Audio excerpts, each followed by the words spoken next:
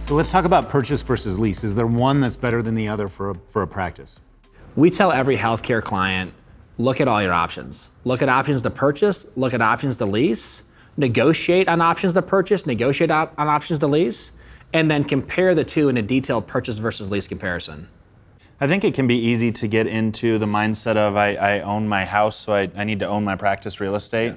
And it oftentimes does make sense to own your house because you're going to be living in it for the rest of your life or building that equity. But there are a lot of businesses that don't have any desire to own real estate. Why is that? If in a lease scenario, if you're properly represented and you have a true strategy and a true posture, it's very common to have the landlord pay for a significant amount of your build out in the form of a tenant improvement allowance.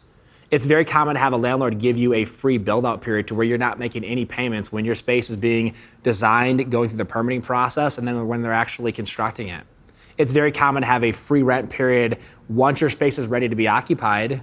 And so there's a lot of benefits to leasing in the form of tenant improvement allowances, free rent periods, landlords giving you the ability to expand into additional space, flexibility. You can do a 5, 7, or 10-year lease. You can decide, I want to be in a certain size space for the next 7 years, but then I want to purchase real estate, or then I want to grow into a larger space. I saw a doctor once, it was a pediatric doctor, and they were trying to get next to an elementary school, which makes sense, that's their patient base, but they didn't realize that that elementary school was busting at the seams, and so they actually relocated. So he bought this parcel, spent probably close to $2 million on his building, and then that elementary school relocated. Had he been in a lease, he would have had the flexibility after his 5 or 7 years to relocate and follow. It was right into a new, right near a grocery-anchored center. He could have gone right into that area, but since he owns it now, made it a lot harder for him to consider relocating.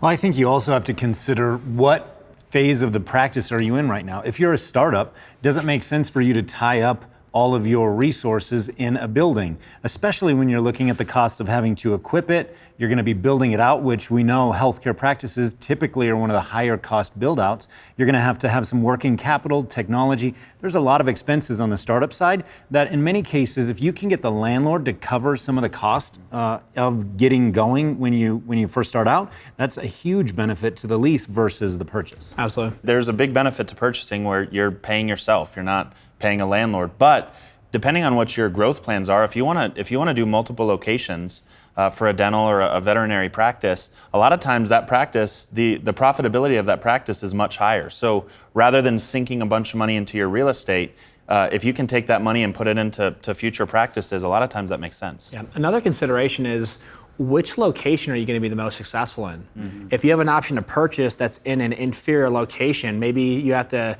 turn right, turn left, go down the street, and it's back in the middle of nowhere, versus the option to lease is front and center on a major thoroughfare with 50,000 vehicles per day going by it, and you've got other large anchors that are drawing hundreds or thousands of people into the same center every day. If you're going to be more successful in a lease than you would in a purchase, ask the question, what's more important? That you have an additional asset and pay down principal and you own, but you produce less in your practice and you take home less with your main income source, or you have the most successful, vibrant practice possible? We tell healthcare providers, which location are you going to be the most successful in? Which location is going to lend itself to receive the most internal referrals possible? Which location is your staff going to be the most excited about showing up to every day? Which location is going to allow you to design and build out from an ergonomic standpoint, from a layout standpoint, the most ideal practice possible? If it's in a lease scenario, let's look heavily at the lease. If it's in a purchase scenario, that's fantastic. There's pros and cons of both.